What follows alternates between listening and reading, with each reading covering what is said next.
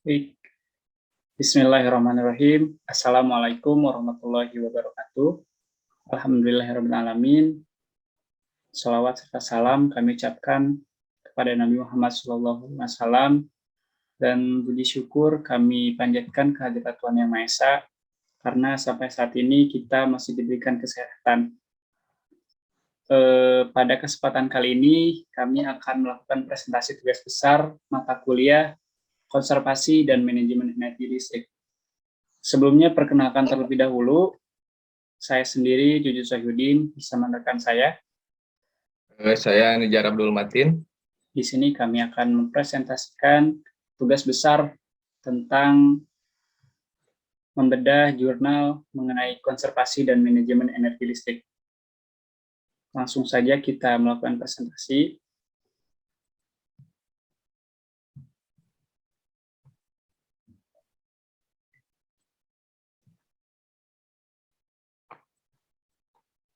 Baik, judul dari tugas besar, judul jurnalnya yang kami angkat mengenai audit energi listrik pada gedung kampus Universitas Diponegoro Peleburan Semarang yang disusun oleh Saudara Rizky Salkanio. Baik, audit energi listrik pada gedung kampus Undip Peleburan Semarang. Yang pertama, faktor. Faktor kenapa di gedung kampus Undip Peleburan Semarang harus dilakukan suatu audit energi.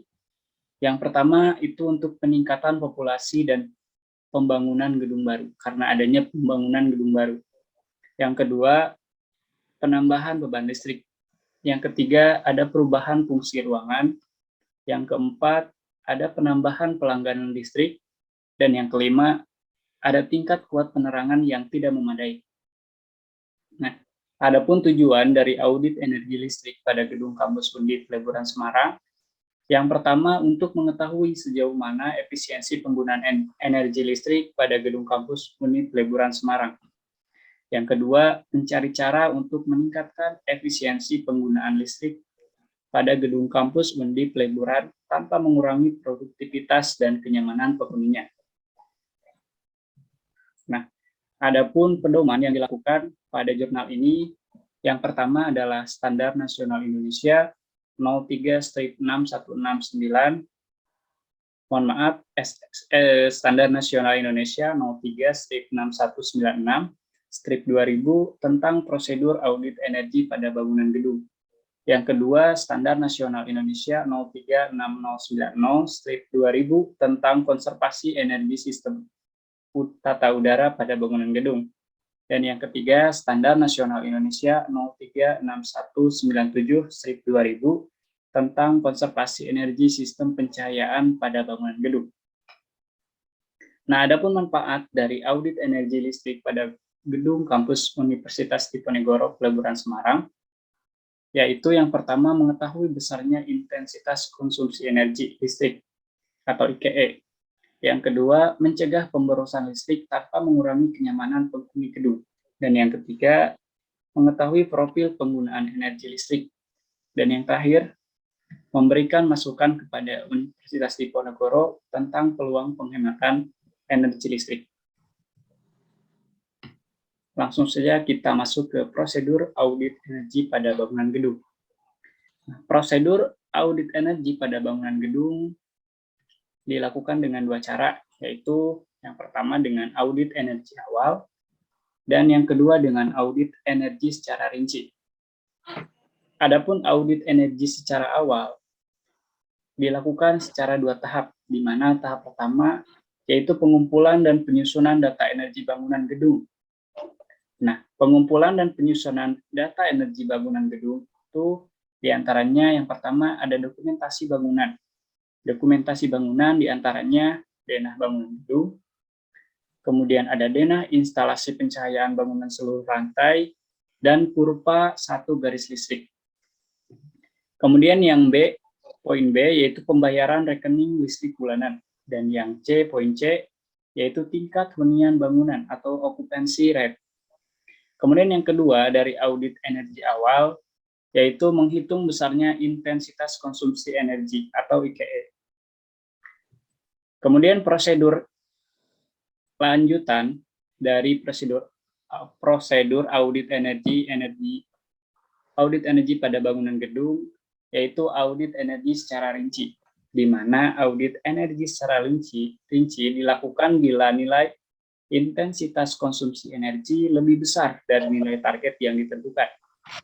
Jika dari hasil perhitungan IKE ternyata sama atau lebih kecil daripada IKE yang ditargetkan, maka audit energi rinci masih dapat dilakukan untuk memperoleh IKE yang lebih rendah lagi. Nah, kegiatan yang dilakukan dalam audit energi rinci itu diantaranya sebagai berikut. Yang pertama, penelitian konsumsi energi. Yang kedua, melakukan pengukuran energi.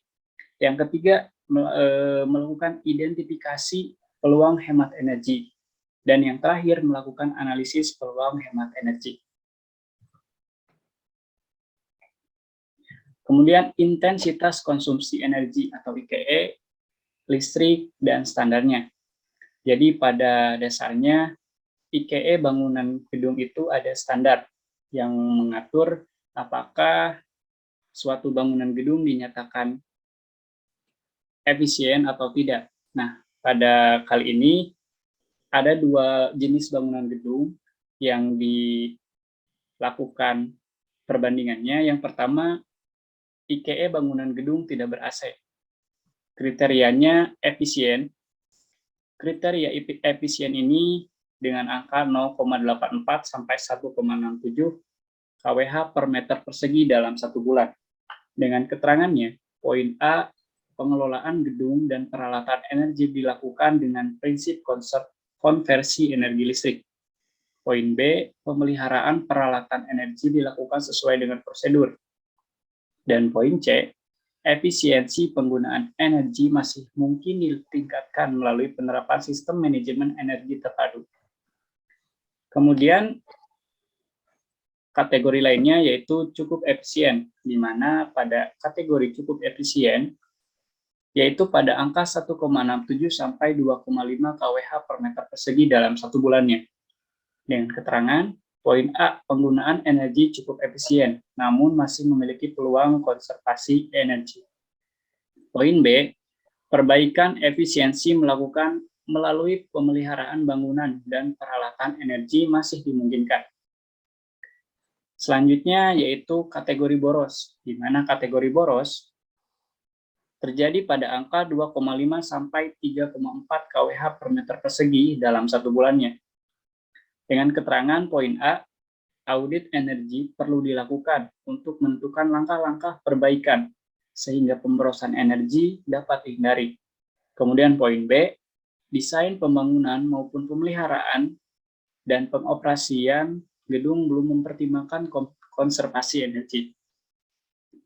Dan yang terakhir di IKE bangunan gedung tidak ber-AC, kategorinya yaitu sangat boros, di mana sangat boros ini terjadi pada angka 3,34 sampai 4,17 kW per jam per meter persegi dalam 1 bulannya.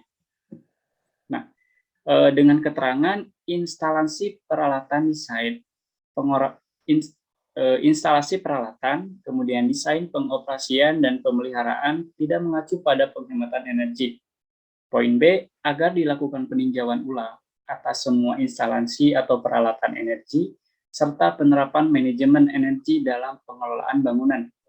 Dan poin C, yaitu audit energi adalah langkah awal yang perlu dilakukan.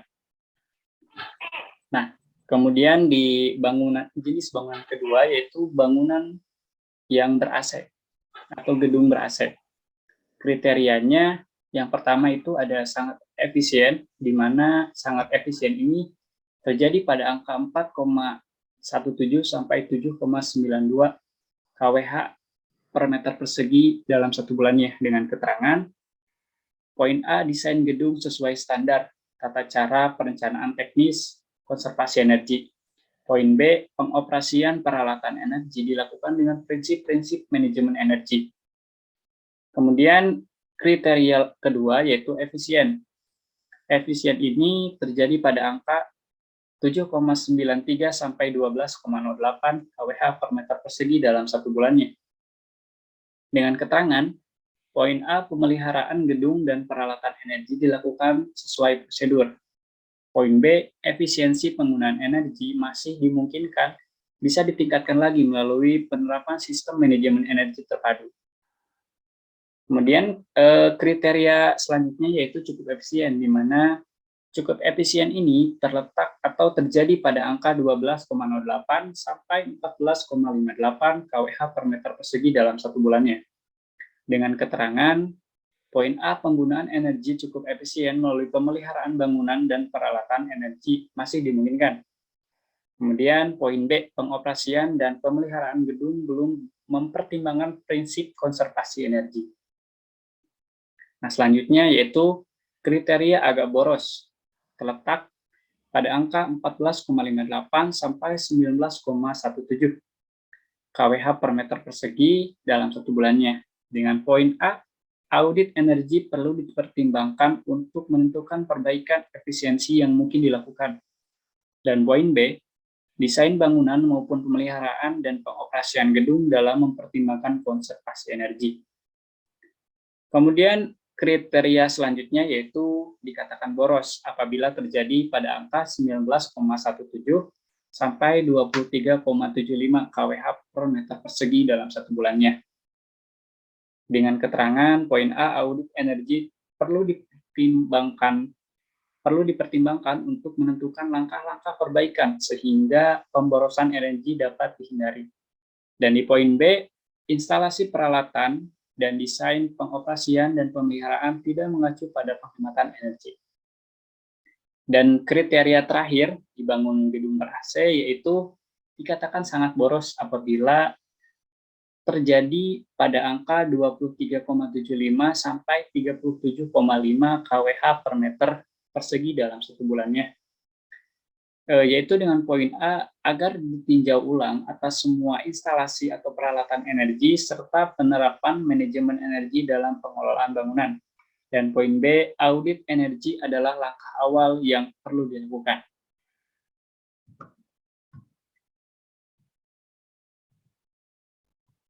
Nah, kemudian di sini ada audit energi sistem tata udara pada bangunan gedung dan juga audit energi sistem pencahayaan pada bangunan gedung.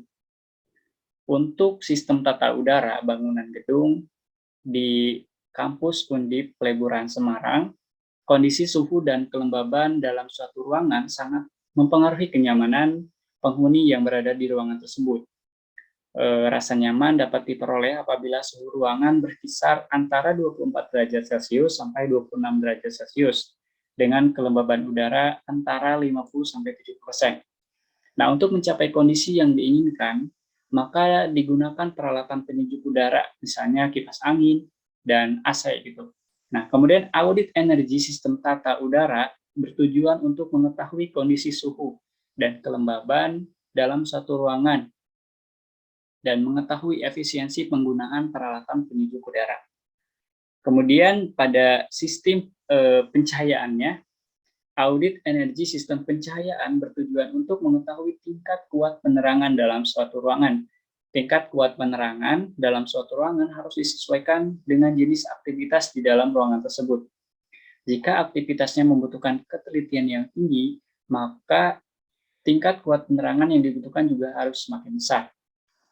Selain untuk mengetahui tingkat kuat penerangan dalam suatu ruangan, audit energi sistem pencahayaan juga bertujuan untuk mengetahui efisiensi penggunaan energi untuk sistem pencahayaan dalam suatu ruangan.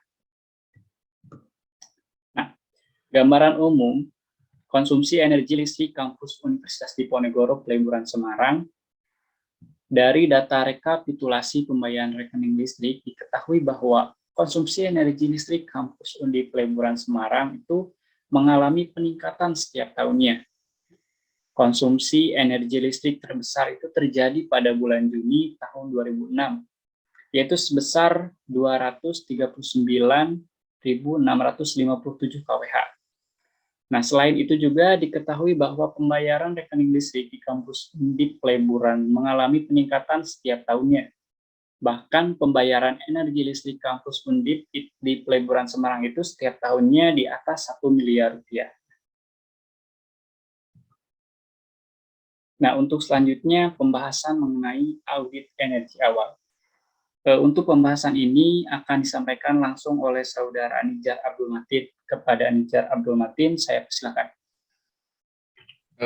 Ya, sebelumnya terima kasih pada Saudara Cucu. Yang selanjutnya adalah audit energi awal. Jadi, audit energi awal dilakukan dengan menganalisis tingkat kuat penerangan, sistem tata udara di setiap ruangan, dan menghitung intensitas konsumsi energi atau IKE listrik setiap pelanggan yang ada di kampus Undip Peleburan.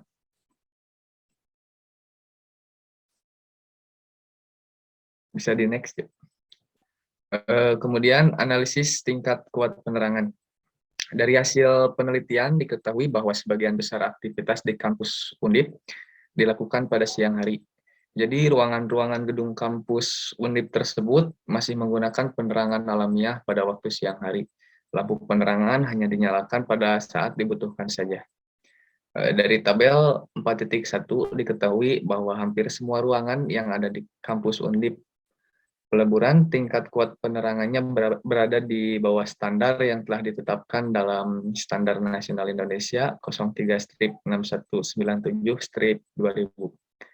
Perbandingan tingkat kuat penerangan hasil pengukuran dengan standar yang sudah ditetapkan dalam SNI tadi untuk beberapa sampel ruangan dapat dilihat pada tabel di bawah ini. Yang pertama, Fakultas Hukum Gedung Dekanat di ruangan Unper.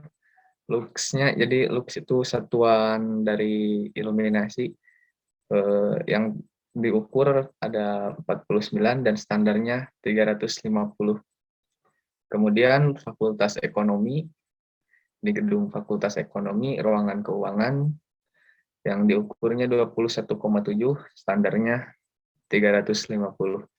Untuk selanjutnya bisa teman-teman lihat pada tabel 41 titik berikut. Analisis sistem tata udara.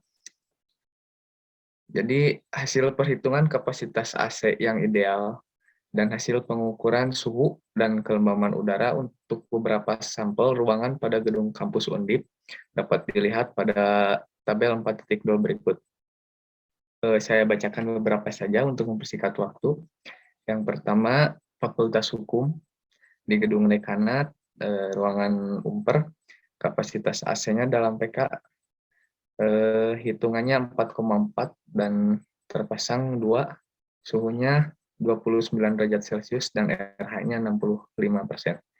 Yang kedua ada Fakultas Ekonomi, gedung Fakultas Ekonomi, ruangan keuangan, kapasitas AC atau PK-nya yang terhitung ada 23,41 dan yang terpasang 5,5 dengan suhu 25 derajat Celcius dengan RH 67%. Dari tabel 4.2 diketahui bahwa suhu dan kelembaban udara pada ruangan ber-AC di gedung kampus Undip Peleburan pada saat beban pendinginan minimum berkisar antara 22 derajat Celcius sampai 26 derajat Celcius dengan kelembaban 66% sampai 69%. Dan dari tabel tersebut juga diketahui bahwa kapasitas sistem penyejuk udara atau AC berdasarkan analisis perhitungan pada setiap ruangan lebih besar jika dibandingkan dengan kondisi terpasang. Hal tersebut menunjukkan bahwa suhu dan kelembaban udara di setiap ruangan gedung kampus Undip pada saat beban pendinginan maksimum tidak sesuai dengan standar.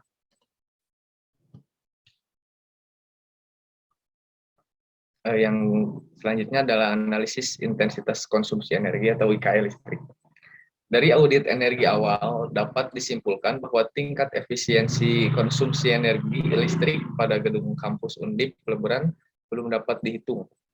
Hal tersebut disebabkan karena tingkat kuat penerangan di sebagian besar ruangannya masih di bawah standar yang ditetapkan dalam SNI 03-6197-2000. Dan kondisi suhu dan kelembaban udara di setiap ruangannya pada saat terjadi beban pendinginan maksimum yang tidak sesuai dengan standar yang sudah diterapkan.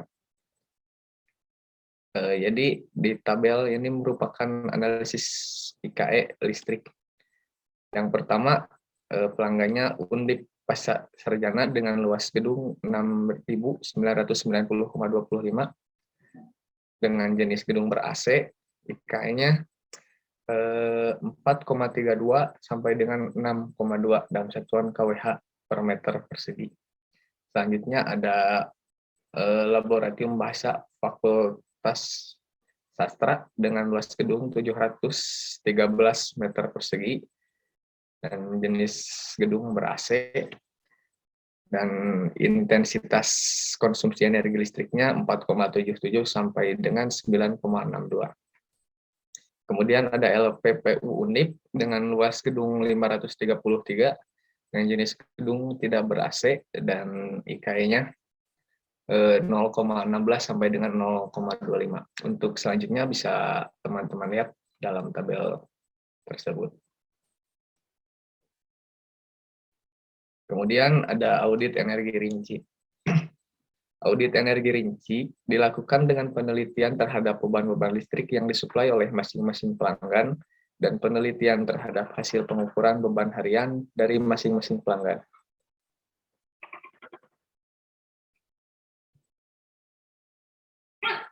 Kegiatan yang dilakukan pada audit energi rinci yang pertama adalah penelitian konsumsi energi, kemudian pengukuran energi, kemudian identifikasi peluang penghematan energi, dan analisis peluang penghematan energi. Di sebelah kanan ada flowchart dari urutan audit. Bisa teman-teman lihat alur dari proses audit energi. Yang pertama mulai, kemudian bisa di slide sebelumnya, Cuk. Yang pertama ketik mulai, kemudian pengumpulan dan penyusunan data historis energi tahun sebelumnya, kemudian memproses data historis energi tahun sebelumnya, kemudian menghitung IKE tahun sebelumnya, kemudian setelah 3 tahap di atas, periksa IKE. Apabila lebih dari target, maka langsung stop. Apabila tidak lebih dari target, maka dilanjutkan dengan melakukan penelitian dan pengukuran konsumsi energi, kemudian dilakukan analisis data konsumsi energi hasil pengukuran. Kemudian periksa IKE lagi. Apabila melebihi target, langsung mengenali kemungkinan PHE. Jika tidak melebihi target, maka langsung berhenti.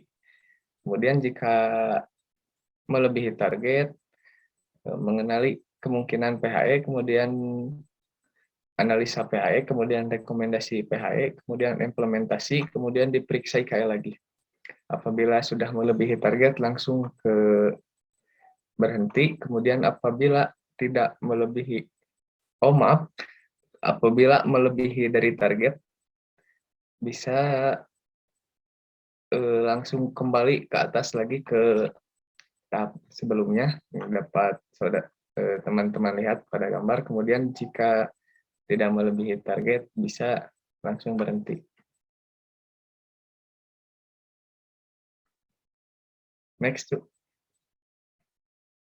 Kemudian ada audit energi rinci pada pelanggan Dinas Peternakan R3 garis miring TR garis miring 7,7 kilovolt ampere. Konsumsi daya listrik pelanggan Dinas Peternakan berkisar antara 0,71 sampai dengan 5,69 kilovolt ampere. Peluang penghematan energi yang dapat dilakukan pada gedung administrasi D3 Sastra Inggris adalah dengan pemutusan pelanggan Dinas Peternakan R3 garis miring TR garis miring 7,7 kilovolt ampere. Selanjutnya ada pelanggan Fakultas Ekonomi Program Ekstensi UDP S2 garis miring TR garis miring 22 kilovolt ampere. Jadi S2 garis miring TR garis 22 kilovolt ampere itu adalah golongan tarif.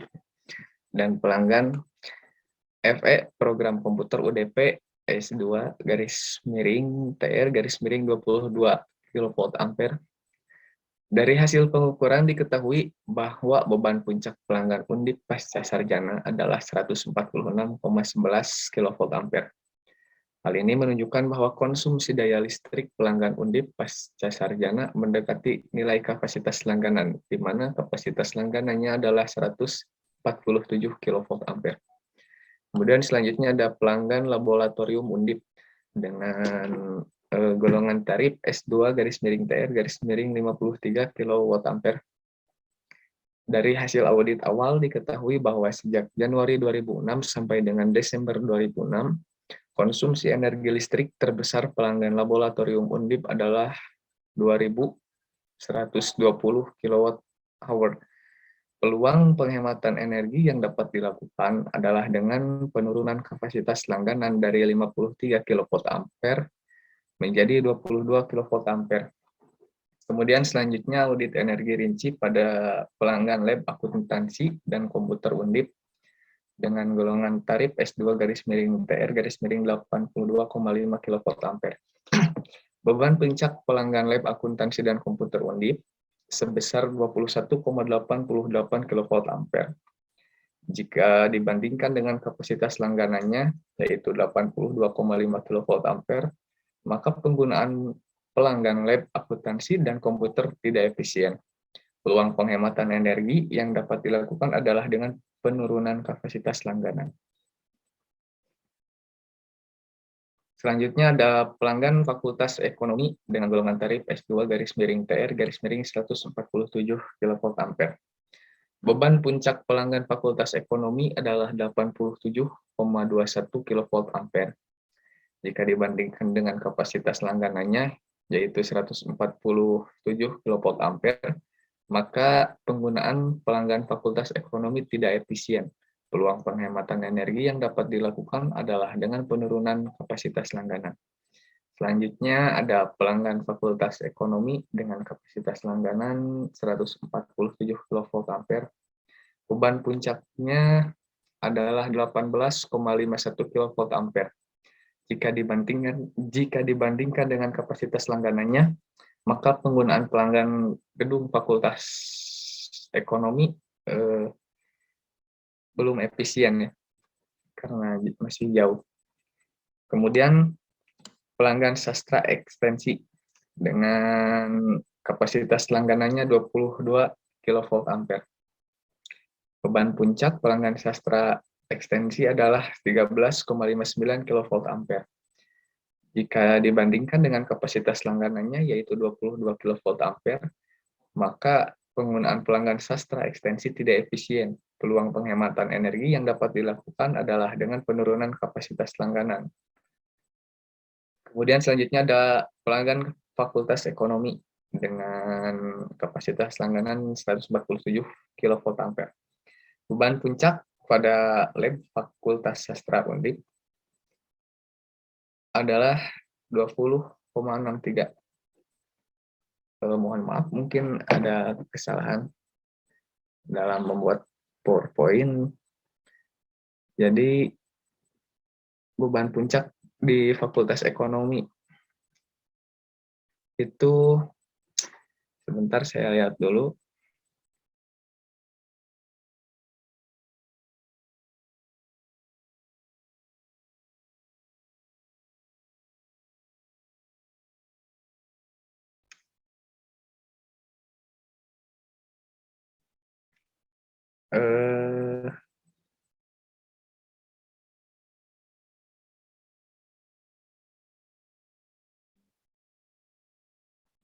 Ya mungkin bisa dilanjut dulu.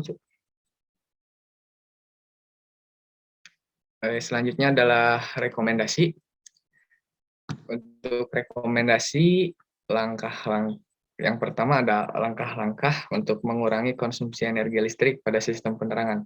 Yang pertama adalah memanfaatkan cahaya alami pada siang hari sebaik-baiknya. Yang kedua adalah mematikan lampu listrik apabila sudah tidak digunakan. Kemudian menyalakan lampu halaman atau taman apabila hari benar-benar telah mulai gelap. Kemudian yang terakhir adalah peliharalah bola lampu atau tabung lampu beserta kapnya atau reflektornya agar tetap bersih. Kemudian ada langkah-langkah untuk mengurangi konsumsi energi listrik pada sistem tata udara. Yang pertama adalah mematikan AC bila mana ruangan tidak ditempati dalam waktu yang relatif lama. Yang kedua adalah usahakan agar pintu dan jendela selalu tertutup. Kemudian yang ketiga ada perhatikan kondisi udara luar untuk menghidupkan AC. Yang keempat adalah pertimbangkan menggunakan kipas angin yang konsumsi listriknya lebih kecil dibandingkan dengan AC. Kemudian yang nomor 5 ada hindari sinar matahari langsung mengenai kondensor AC. Yang keenam ada bersihkan filter AC secara teratur. Yang terakhir ada aturlah pengatur suhu atau termostat agar selalu pada batas nyaman yang diperbolehkan. Kemudian ada rekomendasi dari hasil audit rinci. Yang pertama untuk pelanggan Fakultas Ekonomi ekstensi UDP S2 _TR 22 kV ampere dan pelanggan Fakultas Ekonomi Program Komputer Undip S2 _TR 22 kV ampere dijadikan suplai utama. Pelanggan Fakultas Ekonomi Program Ekstensi UDP dan program Fakultas Ekonomi Program Komputer Undip yang hanya digunakan sebagai cadangan dijadikan sebagai suplai utama, sehingga konsumsi daya listrik pelanggan Undip pasca sarjana akan berkurang dan kemungkinan terjadinya trip dapat dihindarkan. Kemudian ada penurunan kapasitas langganan. Penurunan kapasitas langganan dilakukan dengan membandingkan kapasitas langganan terpasang dengan beban puncak. Jika selisih antara beban puncak dan kapasitas langganan terpasang besar, maka ada peluang penghematan pembayaran energi listrik, yaitu dengan penurunan kapasitas langganan. Perhitungan penurunan kapasitas langganan dilakukan dengan asumsi bahwa tidak terjadi penambahan beban listrik pada gedung-gedung kampus Undip peleburan untuk beberapa tahun ke depan. Kemudian ada pemutusan pelanggan dinas peternakan R3 _TR 7,7 kV ampere. Jika pelanggan dinas peternakan diputus dengan suplai gedung administrasi D3 Sastra Inggris diambil dari lab Fakultas Peternakan, maka total beban listrik yang terhubung ke pelanggan lab Fakultas Peternakan adalah 19,08 kV ampere dengan faktor kebutuhan 0,7 dan ditambah cadangan 20%. Maka kebutuhan daya maksimum pelanggan lab Fakultas Peternakan agar dapat menyuplai beban-beban listrik yang terdapat pada ruang administrasi D3 Sastra Jepang, gedung B FPIK, dan ruang administrasi D3 Sastra Inggris adalah kebutuhan daya maksimumnya sama dengan FDM atau faktor kebutuhan dikali total beban terhubung ditambah dengan cadangan. Maka hasilnya adalah 16,51 kV ampere. Dengan kapasitas langganan 22 kV ampere, maka pelanggan lab Fakultas Peternakan dapat digunakan untuk menyuplai beban-beban listrik yang terdapat di ruang administrasi D3 Sastra Jepang, gedung B FPIK, dan ruangan administrasi D3 Sastra Inggris. Jika pelanggan dinas peternakan diputus kemudian sebagai ganti suplai gedung administrasi D3 Sastra Inggris diambil dari lab Fakultas Peternakan, maka dapat dilakukan penghematan sebesar Rp5.009.495 per tahun atau sebesar 60,18%. Kemudian masih dalam rekomendasi untuk pelanggan laboratorium Undip. Penurunan kapasitas pelanggan laboratorium Undip dari 53 kV ampere menjadi 22 kV ampere akan dapat dilakukan penghematan sebesar 11.306.000 per tahun atau sebesar 54,8%. Biaya yang dibutuhkan untuk penurunan kapasitas langganan tersebut adalah 22.000 volt ampere dikali 105 rupiah per volt ampere ditambah 16.500 rupiah. Jadi biaya untuk penurunan kapasitas langganan adalah 2.326.500 rupiah. Kemudian pelanggan Fakultas Ekonomi. Beban puncak pelanggan Fakultas Ekonomi adalah 87,21 kV ampere. Kapasitas pelanggan Fakultas Ekonomi agar penggunaan efisien adalah beban puncak ditambah cadangan itu 20%, maka hasilnya adalah 104,652 kV ampere. Jika kapasitas langganan pelanggan Fakultas Ekonomi diturunkan dari 147 kV ampere menjadi 105 kV ampere, maka akan dapat dilakukan penghematan sebesar 13.860.000 per tahun atau sama dengan 8,92%. Selanjutnya, pelanggan lab akuntansi dan komputer Undip. Beban puncak pelanggan lab akuntansi dan komputer Undip adalah 21,88 kV ampere. Kapasitas pelanggan lab akuntansi dan komputer Undip agar penggunaan efisien adalah dengan cara perhitungan kapasitas langganan sama dengan beban puncak sama dengan cadangan 20%, maka hasilnya adalah 26.256 kV ampere. Jika kapasitas pelanggan lab akuntansi dan komputer diturunkan dari 82,5 kV ampere menjadi 33 kV ampere, maka penghematannya sebesar Rp16.573.500 per tahun, atau sama dengan 31,3%. Selanjutnya ada pelanggan sastra ekstensi. Beban puncaknya adalah 13,59 kV ampere. Untuk kapasitas langganannya adalah beban puncak ditambah cadangan, dan hasilnya adalah 16.308 kV ampere. Jika kapasitas langganan pelanggan sastra ekstensi diturunkan dari 22 kV ampere menjadi 16,5 kV ampere, maka akan dapat dilakukan penghematan sebesar 1.831.000 per tahun, atau sama dengan 8,96%. Selanjutnya, kesimpulan saya serahkan kembali kepada Saudara Cucup. Baik, terima kasih.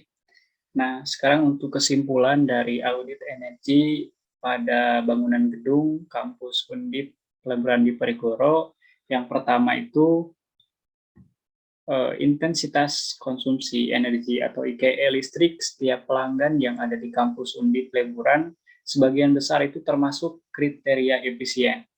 Kemudian yang kedua, peluang penghematan energi dan penghematan biaya listrik kampus Undip Peleburan dapat dilakukan dengan penurunan kapasitas langganan beberapa pelanggan listrik atau pelanggan laboratorium Undip, kemudian laboratorium akuntansi dan komputer Undip, kemudian Fakultas Ekonomi serta sastra ekstensi.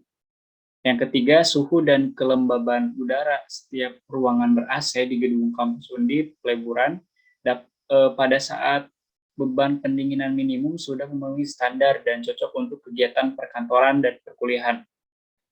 Kemudian yang keempat, tingkat kuat penerangan ruangan-ruangan gedung kampus Undip Peleburan sebagian besar nilainya itu di bawah standar yang sudah ditetapkan dalam Standar Nasional Indonesia 03/6197/2000.